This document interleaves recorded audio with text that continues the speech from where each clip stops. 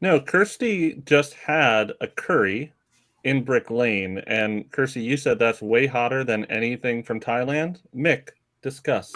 I don't disagree with you. Having had the Thai food in Thailand, I can say it's hot, but I don't think it's curry hot. It's a different kind of hot, right? Because they don't have curry in Thailand. Right. They Just don't have none at all. masaman or Penang. They don't make curry there. No, it's all just chili peppers. It's a weird way to pronounce vindaloo. Right. Sure. So, yeah, for sure the curries on Brick Lane are top. Yeah, I think we can all agree.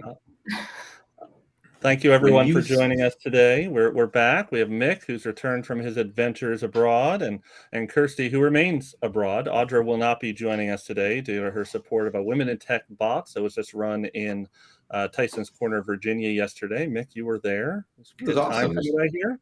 Yeah, it was a great time. Tamara was there. Tina Velez from Expel and Q showed up. It was great. It was just a great spots event, and it was great to see Women's History Month and having that Women in Tech event. Katie Brown just knocked it out of the park all day. I thought some of the talks were informative. It was great. It was just be a fly on the wall and support the event itself. It was great to be there. Wonderful. And you may notice we have a bit of a European theme today. I'm wearing a beret in honor of Kirsty, given to me by a dear friend. I'm also drinking out of a nice earthenware cup that I stole from Spain. Kirsty, I think it's 1900 your time at this point? In the UK, yeah. So it's prime apéro o'clock, really. I do appreciate the attempt at the European slant. As you can tell, British accent, but I live in Geneva in Switzerland. I just happen to be in London. So obviously, Ryan, you've been in Geneva, haven't you? I have been to Geneva once or twice, as people have brought up. So it's very good. Thank you, everyone who's joining. We're going to have about 35 to 45 minutes, depending on how spicy we get today. I'm seeing some questions come in. We love them. Audience participation the whole time. We're going to go through. Stefan, I see a question about a tip here. I'll get to that in a bit. What we're going to talk about today, we're going to briefly avoid the Biden administration cybersecurity strategy, because we're going to talk about that for the deep dive. Just for a second. We'll come back to it. It's like, an amuse-bouche of the sea. I appreciate that, and the accent's on point. So yeah, you keep going. That's what everyone tells me. Is my French accent is. What else do we have? The POC exploit for the Microsoft Word RCE. We'll chat about that. Then ransomware extorting personal health data. Right. I'll see. We'll see what we see, and we have someone already asking, how good is Splunk at picking up and stopping Black Basta ransomware attacks? Good questions. Let's dig in when we get to the ransomware questions, because there's been a whole bunch of work done by Shannon Davis and the incredible threat research team around the general idea of ransomware attacks. So first off, Mick, Kirsty, we're going to talk about the strategy in depth later. But before we go too far in, I had a lot of questions. I know this has come up. People think strategy, this is the same as an executive order, right? Mick, we're going to talk about this more, but could you just explain from your time in the federal government, as your time working in presidential administrations, what is the difference? This is a strategy. This is just, hey, this is what the United States, the general direction that us as a federal government want to take. This is what we're going to do. An executive order is more in line with, hey, this is what you are going to do right now by decree of the president. So this is a general strategy. We always say the devil is in the details, and people poke holes in this strategy immediately, that there's not a lot of detail in here, not a lot of granularity. And that's kind of the point of our strategy. We were kind of joking earlier before we started that, Sun Tzu had a strategy. It's stood the millennia of time and hasn't really said anything in the middle of it. So those details will be forthcoming. It might take a year, it might take 5, or it might take 2 administrations. But you say a 5-year plan might be more appropriate for a strategy? I've heard the 5-year plan works out only when you wrap it up into a 100-year plan. But we'll find out whether that really worked out in 15 years or so. Yeah, we'll all be here. Kirsty, do they do similar things in Europe and the UK, which I Yeah. separate because of that whole Brexit thing? Yeah, thanks for mentioning that early on. I was hoping we'd get through at least 5 minutes in before we spoke about that. So glassing over that, we have got, it's quite interesting because from the US, it's quite often executive orders that we hear about. That's what makes the news. So when Biden has done this thing, it's usually an executive order. In the UK, EU, we do have cybersecurity strategies, and we can talk about the similarities. They're still pillars, different numbers of pillars, obviously proportionate to our size. But yeah, we do strategies. And the joke is when you work in government, that strategy like this just allows you to continue doing the work you're already doing. So it may not be a seismic radical shift in actually the new direction. It's just giving you that umbrella coverage to continue doing what you're always doing. Do your policies have the word resiliency or resilient 37 times? I don't think resiliency is a word. Listen, you. Yeah. I don't like the cut of your jib. If you say it 3 times while you're looking in a mirror, rumor has it that the ghost of Biden comes out and haunts you about resiliency. I don't know. That's just a rumor I heard. You have to Just try a later. rumor. Just a rumor. Yeah. All right, we're gonna go into the news now. Like I said, Drew, why don't you roll some clip?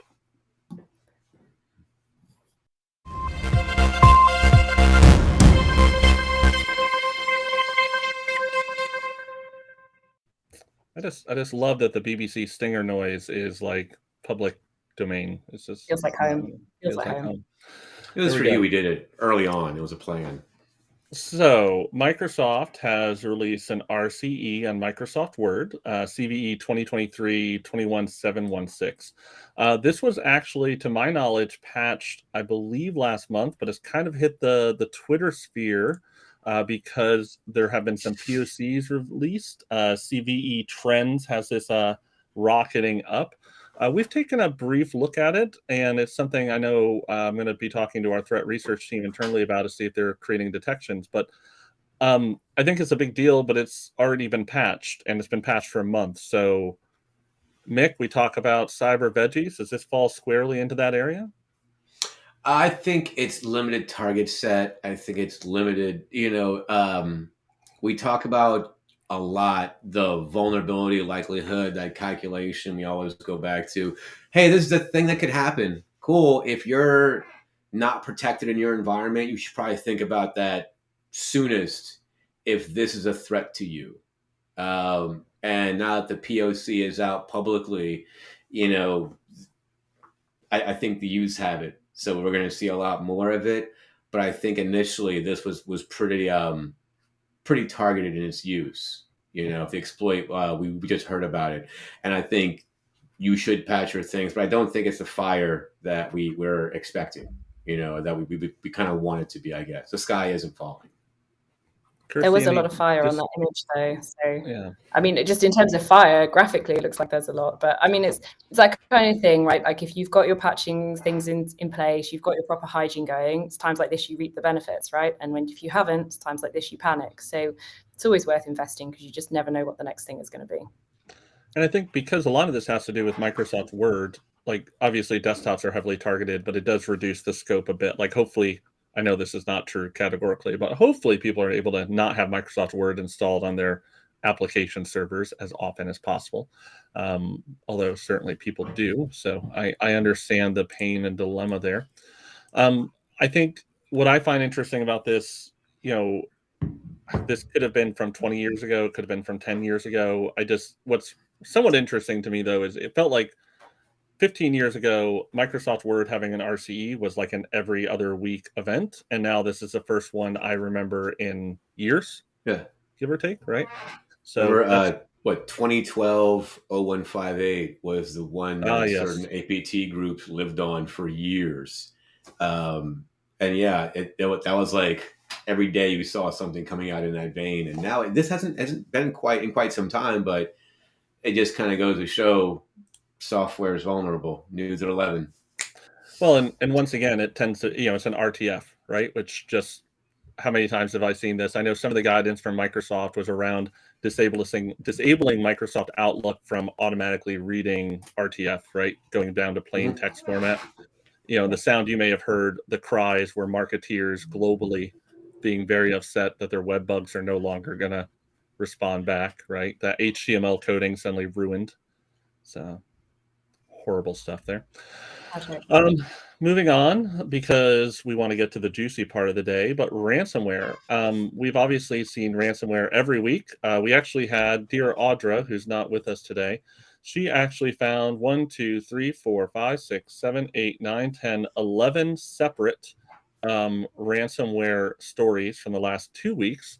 And 3 of them actually had to do with hospitals, and 2 of them had to do with the extortion of people's medical data for gain by the adversary, right? Like, hey, not only do we encrypt your stuff, but we have your personal health records or clinical photos in the case of some breast cancer patients, and we will release them unless you pay us off, which just continues down this, how much more horrible can these people get?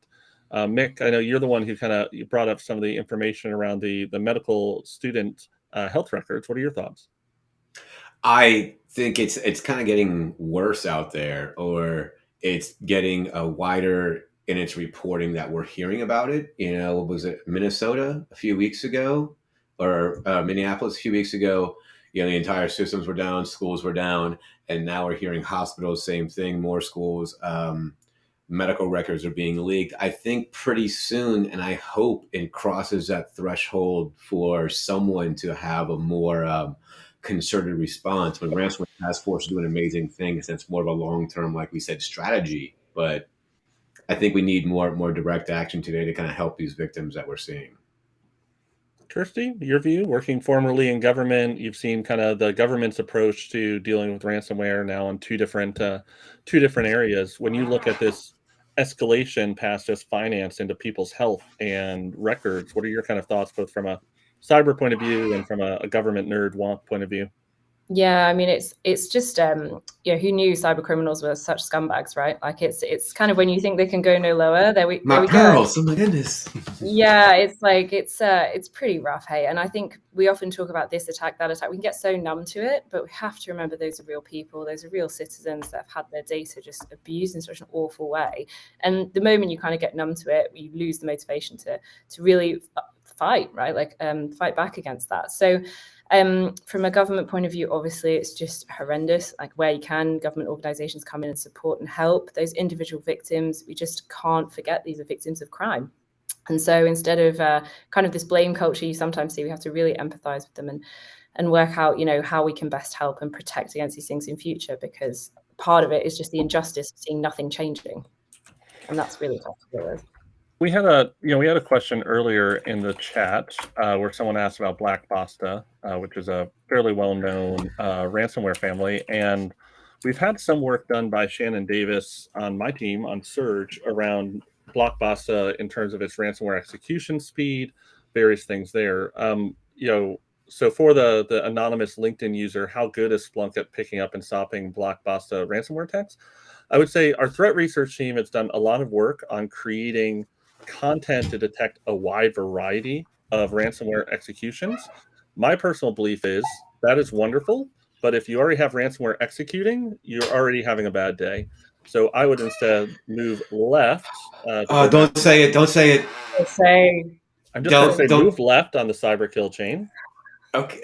Left of what, That's Ryan? The explosion of ransomware. Boom. Got it in.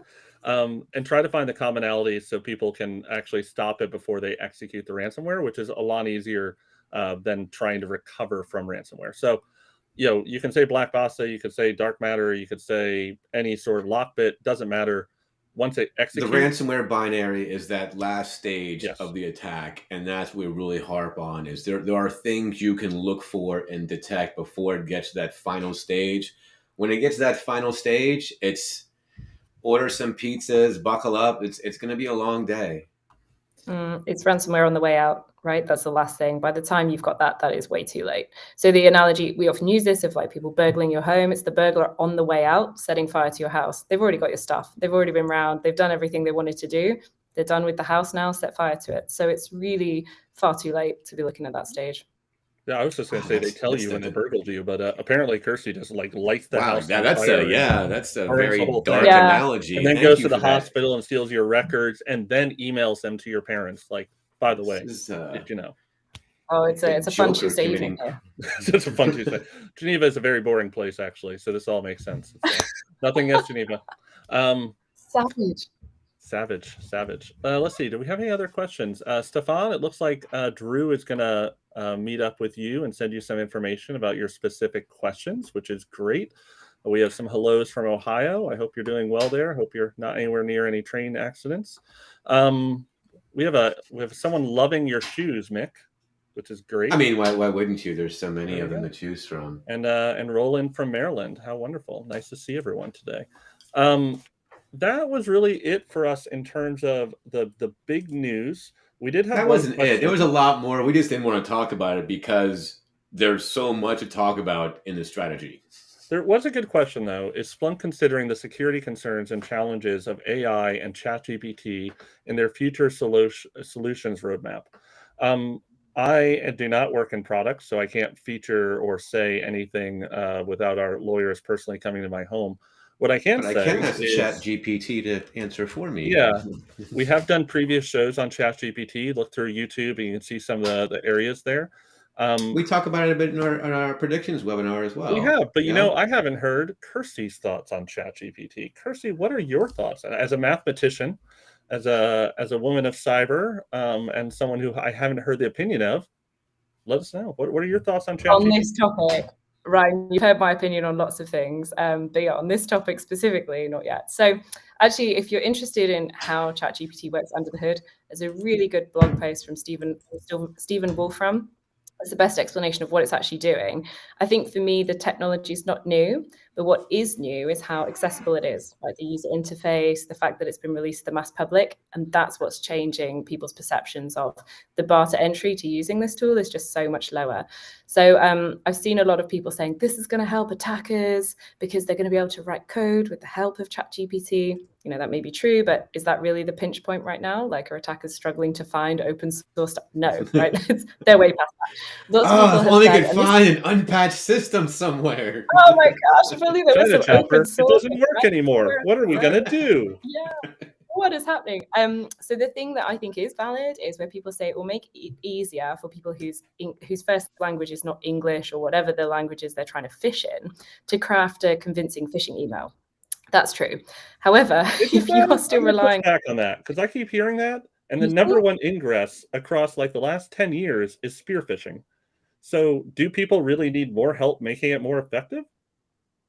I'm going to have to direct you to a TikTok video that shows wow, that does not help. No, I know, but apart from the poor citation, you know, you can get ChatGPT to tell you what it knows about a certain company, about a certain person. It's very reliable. Up until a certain point, though, right? Up until the data set. Yeah. Yeah, but here's the thing. It just needs to be convincing enough, right? And people who are still relying on users to spot phishing emails, that they're like behind, right? You should have a proper layer of defense. You should make it hard for these emails to reach users in the first place. Then you shouldn't be relying on users to actually detect. I mean, you know, no. If you click on a link, it is completely your fault, all right, and no one else's but the user. Absolutely. And that's the final step of your defense. I mean, come on, right? So I think actually it's just going to put the emphasis on those other layers, and maybe it'll finally shift the paradigm of blaming users for clicking on links to actually, this is now so convincing, who wouldn't click on that link, right? And so we're going to have to enhance our other kind of layers of protection. So my view is, yeah, it will shift things, but if you're still relying on user training like solely, then where have you been, right? It's time to up those other layers. I feel like you're just eviscerating my master's thesis, Kirsty, and I don't like it. I don't like this. It's not you're just a horrible human. Well, I haven't read it, Ryan. I'm sorry. We'll read it now. ChatGPT probably hasn't either. So that's crazy. Yeah, just at 2 per day. Yeah. Well, he's down. Kick him. It's brutal today. Sorry.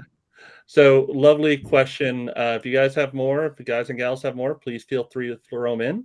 And I have actually seen that TikTok video. It is phenomenal. Like watching people walk through step by step and seeing it. It is really good, all joking aside. So let's see. What do we have coming up, Drew? I know we have some public appearances. Oh, there we go. Mick, you're up first. What's new to cyber? Tell me. SANS is having a new to cyber reskilling event in Baltimore City on the 14th of this month. If you're around, I come hang out. There might be some spots opened up. It's definitely being streamed. If you are new to cyber, thinking about pivoting over from a different field, come hang out. There's a lot of great folks. I am moderating one of the panels, I think, and helping out with resumes and helping our friend Simeon from Mystic run one of his workshops. So looking forward to that. Is that the K7 one? Yes. Very cool. If you haven't seen this before, very neat workshop on folks new to cyber. We saw it at the SANS CTI Summit a couple weeks ago. Really cool. And Kirsty, you are in Belfast. Yeah, What's for happening Cyber UK. Cyber UK. Yeah, so it's the UK's National Cybersecurity Centre running a conference. They do it every year. And this is the fourth one. So it's gone around England, Scotland, Wales, and now it's in Northern Ireland, in Belfast, which is super exciting. So yeah, 19th and 20th, look out for Splunk there.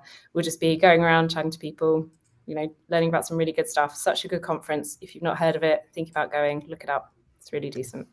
There you go. If you're in Europe or if you're in Northern Ireland, go see Kirsty at the conference. And then I think we have a whole bunch of things happening at RSA. Is that correct, Drew? Drew is our voice of God, hand of God, and overall man about town for slides. So there we go. RSA conference. We're very proud on Surge. We actually have 3 speakers. Audra Streetman, who dearly departed just for the week, though. David Bianco and Dr. Ryan Fetterman all have lovely talks, a wide variety of things happening. Please come see the talks. We also have a book launch that we're doing, which we can't talk too much about yet. But one of the upcoming coffee talks we'll discuss. Yes, and apparently you switched the slide before I even asked. Thank you, Drew. You're not supposed to shame me in public. That's what everyone else is here for. This is 3 daggers in the back today. So come to RSA. We have a lot of things going on. Kirsty, you're going to be around as well. Is that correct? Yeah, that's right. Looking forward to RSA. Should be good. Yeah, okay, there we go. And then we have something for next Tuesday coming up. And my slide has not changed, so I feel confident saying that. There we go. As promised, we are moving to a new format of having a coffee talk every Tuesday on about 11 a.m. Pacific time. And our very first coffee talk one-on-one, friend of the show, Sergio. Sergio and I go back about 8 or 9 years. Mick, you probably go back longer. He helped write the Diamond model. He was the head of threat intel at Dragos for a long time. Now he's running the Threat Intel Academy, which is an online course.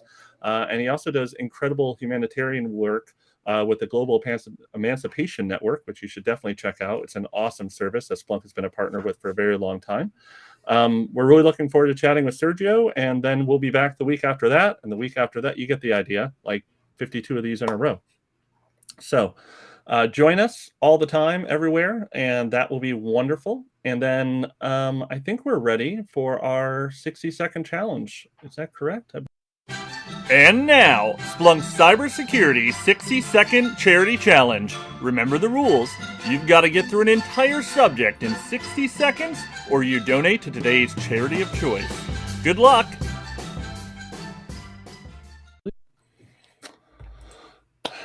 Okay, what's the format today, Mick? All right, so I'm a little bit rusty, so I figured I'd give you 2 a shot to go at it. And I was at the Women in Tech Bots event yesterday in Tyson's, and Katie Brown told a story that kind of resonated a little bit, and I did a little homework on it. So for this month, or for this challenge in honor of Women's History Month, did you know the term debugging came from Admiral Grace Hopper in the 40s? She found a moth in a Mark II computer at Harvard, and one of the pulled it out, right? And that's where the term came from. So, and it stuck with us to this day, right? 80 years later, we still use debugging for everyday use. So what is a term that either of you have heard of in your career in cyber that you hope has a longevity of 80 years from now? And you can't use thrunting because, I've trademarked that. Did you? That's disgusting. Kirsty, your choice as the new to the show today. Or would you like to go first? I'll let Ryan go first, embarrass himself first, fight and talk. All right, so 60 seconds, Ryan. Today's charity is the Cherie Blair Fund for Women, which I'm going to put one of you on the spot, not naming names, to tell us what that is. Yes, the Cherie Blair Fund for Women is a wide variety of different options that provide financial assistance for women in tech, business development, and other areas that have not been traditionally funded in the United Kingdom. So it's a great source of charity for people trying to do great things in Europe. So, well, not Europe, sorry, the UK to be specific. We're still in Europe, just not the EU, guys. Stop it. I thought you were separated. I still don't get it. I just don't. I need continent, like the island's just drifting away from the continent. Yeah. All the rumors are true. Yeah. Let's hope that ice age doesn't happen. Otherwise, it's just all Normandy again. We get over it. We move on. Come on, Ryan. There we go. All right, Drew, 60 seconds. Can you get us started? All right, I'm going to go out on a limb and make a bold stand. I hope that cyber as a term stick around.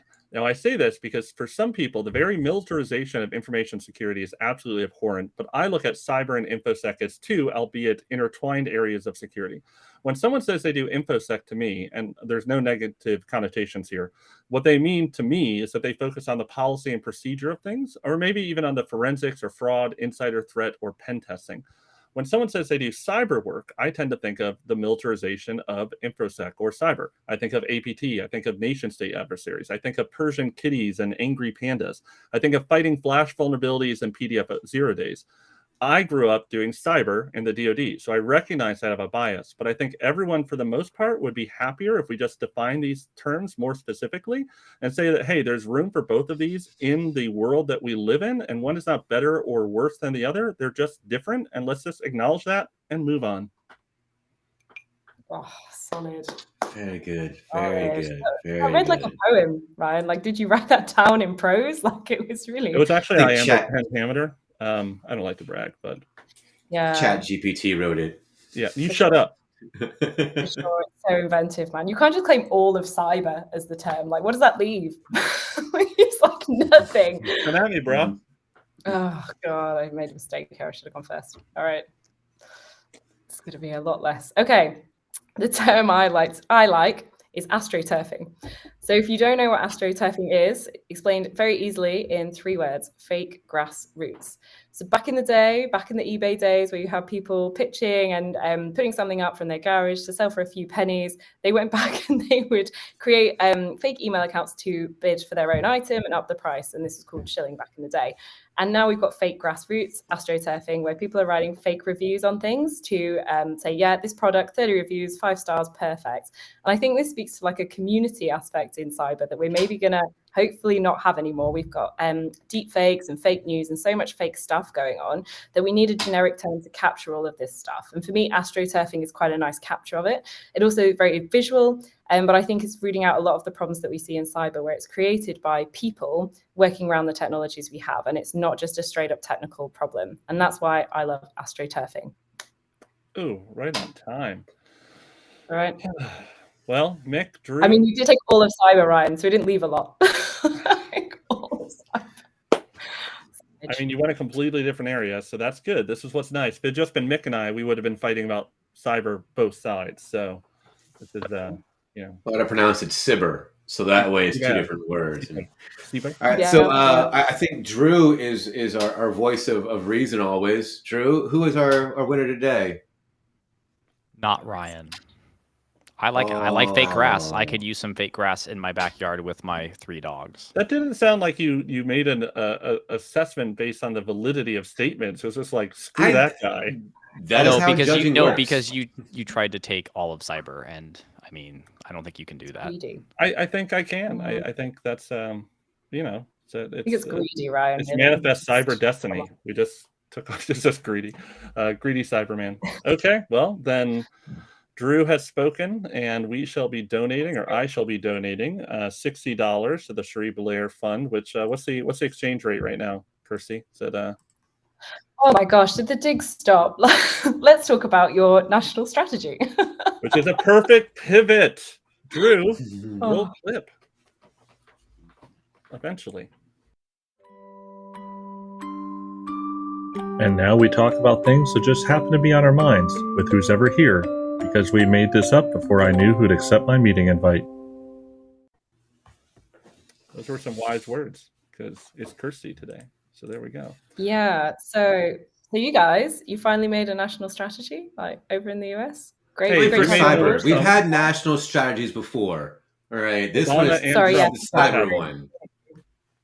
Got you. I mean, not that it's a sore spot, but yeah, what's up? How come you have one now? What's going on? We had one before. Trump gave one. It was just very focused on Twitter. Weirdly, can't imagine why. Let's see. What's the high points here for national cyber strategy? We've already talked. Mick, you explained what a strategy was. I know we've had some people join late. And hello to Germany. Hello, Andrew Bunch. We're not going to have brunch this time, so I got that one down.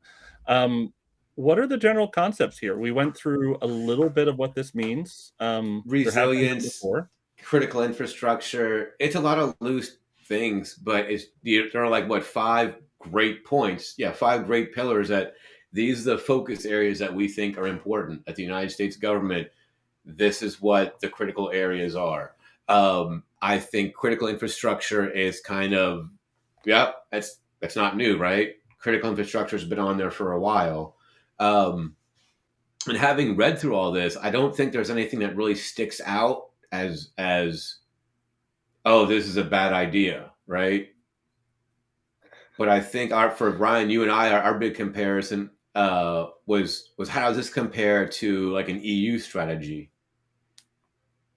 Yeah, so I love that your endorsement of it. Nothing seems bad. Like nothing seems like a bad idea, which is a good baseline to work from. Well, But, there's nothing like, I mean, oh, hey, look, the software part, and we'll get into it. But there's nothing that's like, oh, this is a horrible, unimplementable plan. You know, these are not things we've talked about S-bomb, so everything's kind of built off that for a while. Vulnerability has been a thing, but these are like acknowledgments of them and a general direction, right?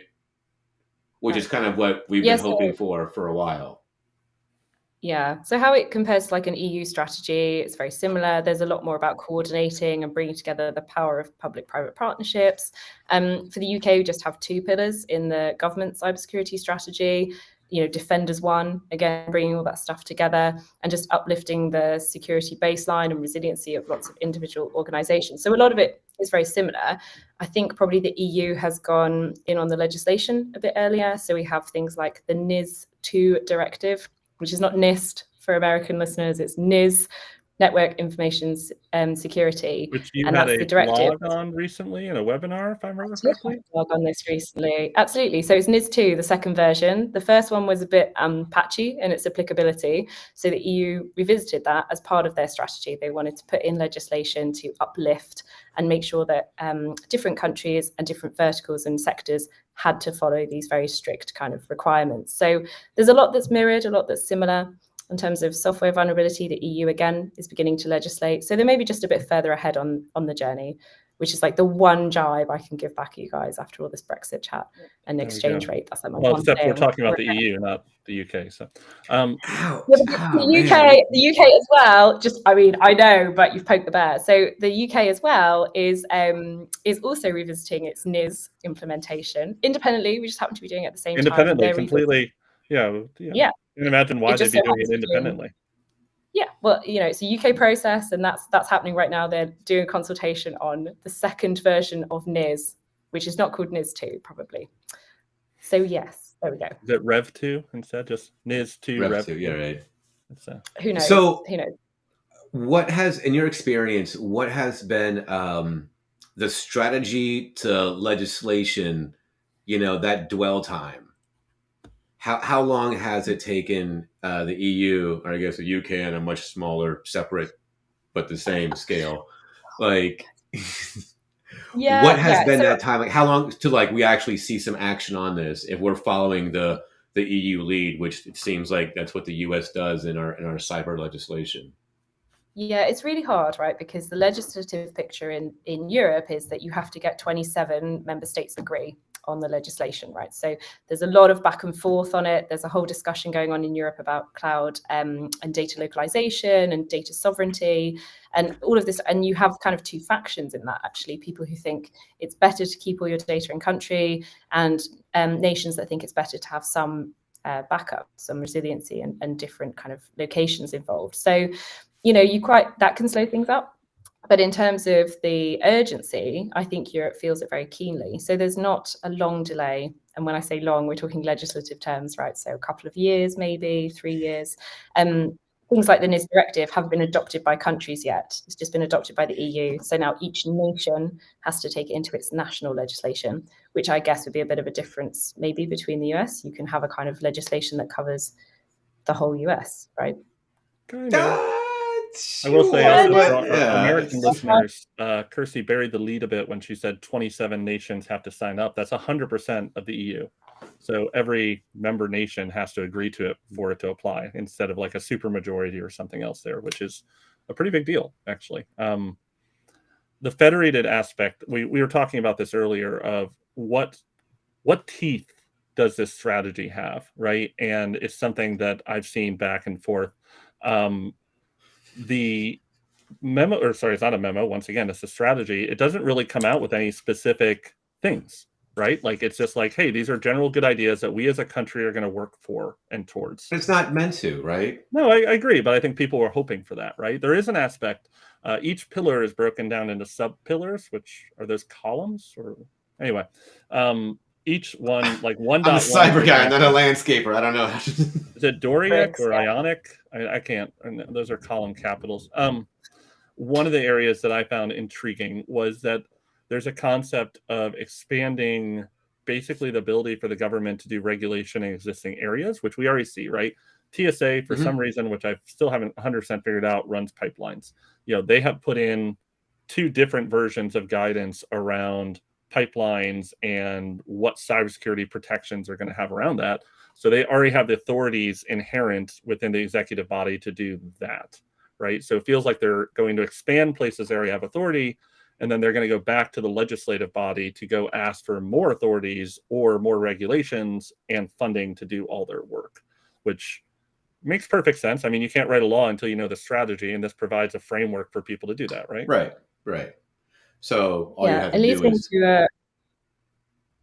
it leads me into a question I had about what is critical infrastructure, right? So NIS and NIS2, the reason there's a second version of that directive is because the definition of what counts as these critical entities has expanded. Different sectors, you know, things like supermarkets now, especially after the pandemic, when everyone went and panic bought toilet roll, makes them realize exactly what's critical to our society functioning. So is there anything in the strategy about what counts? That's America counts, Kirsty. Right. Everything's critical here. This is America. So we're joking. We're completely joking, or at least I am. It's in my career in the public sector, I have never gotten a pen to paper answer on what is critical infrastructure and what is not. And I think it's really hard to define that. To your point with, you know, Rev just came out. We're not at the stage yet as I think the US government to define, hey, this is what counts, what doesn't count as critical infrastructure. I've just never gotten a clear answer from anyone in the government on that. Yeah. I think one of the other pillars in that first, the sub pillar, we got to figure out a better term for that. I'm going to go for column. A column of the first pillar is the concept, pilar. Oh yeah. Was the concept of modernizing the federal network security, which once again is great. And we saw this with the OMB memos, but without funding, there's not a lot people are going to be able to do, but at least it's putting on paper that this is a priority for the federal government. So that's good. But is it carrot or stick? You know, I mean, because always these things, it's like you need some sort of... Oh, right now it's just recipe. It's a picture of a carrot, like, ooh, carrot. Yeah. This would be good if you decided to do it. Yeah. I think the stick, though, is that if you are a SES, Special Executive Service, yeah, SES, which is like super high level in the U.S. federal government. If you're a CISO for a large public sector branch and you're not making moves to modernize it and you get popped, I think this strategy is going to be held very strongly against you of not making those movements. So if you're in a position of leadership within the federal government in the United States and you're not reading this and thinking, oh, we need to move forward on this, like we have the path, we have the destination, we don't have the path yet. We haven't gotten travel money. We haven't gone to DFAS and gotten our vouchers yet for the flights and the food. But like, we know we're shipping out over here. That to me is kind of some of the directions I see. I think one of the pillars, we haven't discussed it, and I think that's I would love to the whole episode dedicated to the one pillar of the disrupt and dismantle threat actors. I think that strategy in itself from the U.S., one, it's super bold. But I think I was joking earlier, the amount of red tape between keyboard and internet is amazing. And just to see, it's a strategy like we talked about. So from strategy to operationalizing this, how does that work? And how do you think that's going to go down? I think that's a fascinating conversation. So Mick Baccio believes in hackback. Kirsty, yes, I want my cyber part. letter of marquee. That's exactly what I want for everyone. For everyone. It's in the Second Amendment, I think. It's maybe the 18th. I confuse them. Cyber arms. What are the thoughts on things like hackback or a more aggressive reaction from governments within Europe for nation-state attacks? Well, that's a great loaded question. Thanks, Ryan. At this time maybe next time, don't win the charity challenge. Yeah, I know. Sorry, you're just bitter. Yeah, Drew. Yeah, oh my gosh, it's totally my fault. So I think it's interesting, right? Because you have these second order effects. So if you're punished, if you're not going to pay out for ransomware anymore, right? Like just say tomorrow ransomware is no longer lucrative. What's that going to do? What's that going to incentivize, right? Because organizations won't pay anymore. And at the moment, at least you're kind of in a place where you can see some of what's going on. You can bring some people to justice. But in terms of the kind of international cybercrime picture, and when we come to nation states, a whole different kettle of fish. There you're talking about, policy norms and even kind of cyber becoming one of those war domains. So it's like land, sea, air, but also now space and cyber that wars are fought in. So of those 5 domains, where are you putting your emphasis and what norms apply where? And it's just like Mick said, we could have a whole episode on it, and I would love to, with enough notice, prepare exactly what I would think about it. It's just a lot to kind of wrap into one question, I think. So we're just going to park it, Ryan, because there's no simple answer. I think that one pillar is amazing. I think the question that and I hear you and I understand. I think the question you're trying to ask, though, is should we table this for a future coffee talk? The answer is yes. Thank you. Next. There you go. It was solid. It was just the avoidance was right there. Oh, it's very British. We're very indirect. Yeah. The other one that was obviously interesting to us working at a software company was the implications within the memo that software companies are going to carry a larger load of responsibility. Vendors overall are going to carry a larger load of responsibility for cyber attacks. Like, it was a little mushy, which once again, going back to strategy, things have to get kind of clarified, but I think that's going to have one of the bigger impacts long term. But it really depends on how much where does it start? Where does it stop? What are you saying is due diligence? Is that going to be how much of your vegetables did you eat? Right. But it goes back to even our side, on the vendor side, we've talked about S-bombs for a while. And I think part of that is, demonstrating that as a company, you are taking those steps to develop secure code, to release secure code. And that's part of it. I think there was an excellent article that Drew passed around earlier today about, cyber, thanks for the word again, Ryan, is kind of grown up now. And with that comes those regulations and those safeguards and those guardrails that come in place for any maturing industry. And when you're 40 years old now, you're kind of an industry that needs that in place if it hasn't been there already. And I think that's what we're seeing. Yeah, I mean, it's absolutely, for me, who should shoulder the cybersecurity burden, right? And for me, it absolutely makes sense to push it back onto companies that are profiting from security or profiting from those sales. So it's really not reasonable anymore to kind of push things down the line and to own the problem. In the EU, you have the Cyber Resilience Act that's in draft at the moment, which talks about security vulnerabilities in products and getting that out. So I think there's a range of things that really we're seeing that shift, and people recognizing that it should be pushed, the responsibility to the people who should shoulder it. Now, your old boss also had a lot of thoughts around this for IoT and general, the idea of like not using a stick, but incentives. Could you walk through some of that and how that might apply to a software company rather than more of an IoT? Or your thoughts? Yeah, so for IoT in the UK, they ended up legislating. So there's a base minimum because it's not reasonable to expect a consumer to know what a vulnerability disclosure policy is, right? Like, oh, I'm buying something that has one. Okay, I wouldn't know to ask for it. I don't really know what it is, etc. And there was an idea, a study done around food labeling, right? So you have this kind of red, amber, green. This is what this IoT device looks like and what it provides. And it turns out that that just doesn't really mean anything. Again, you're pushing the education onto the consumer. So in the UK, it was decided just to not be able to sell anything if it fell below baseline. It's not the approach that's been taken in Finland and Singapore. They have labeling schemes there. So I think, again, it's just knowing what amount you expect a user to do, what you expect them to know, what research you expect them to put in. And in the case of organizations buying in software, they should have a procurement process. They should, but you never know, right? Like, I see Mick laughing. No, it just reminds me of that meme where, like, joke's on you, I can't read. You just buy it anyway. So, like, But it's Yeah, half totally. off. I mean, when oh, my hey, Huawei look, does router this is have that a cheap, what do I VDP? care? My parents, the first question, they'd be like, does it cost more? right, They have exactly. no And the idea idea what was it at the is. point of purchase. Yeah, Right. so It's at the just, point of oh, does purchase, it you cost should know extra why for you were that? paying. Right. But for some people, like especially those who already know to look at those kind of food labels, they're already knowing what they're paying for, right?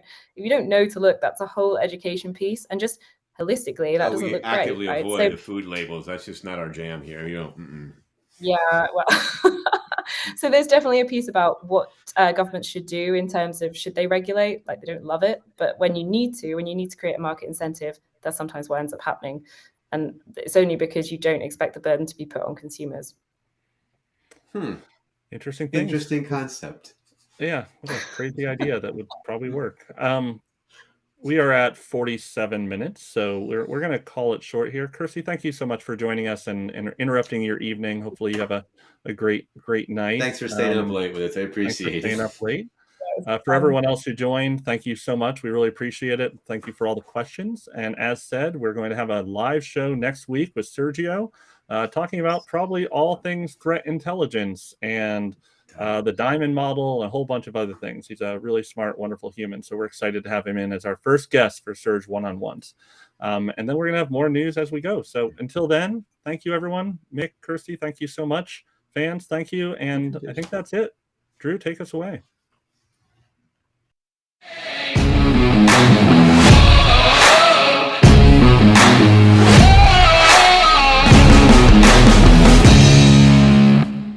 Surge.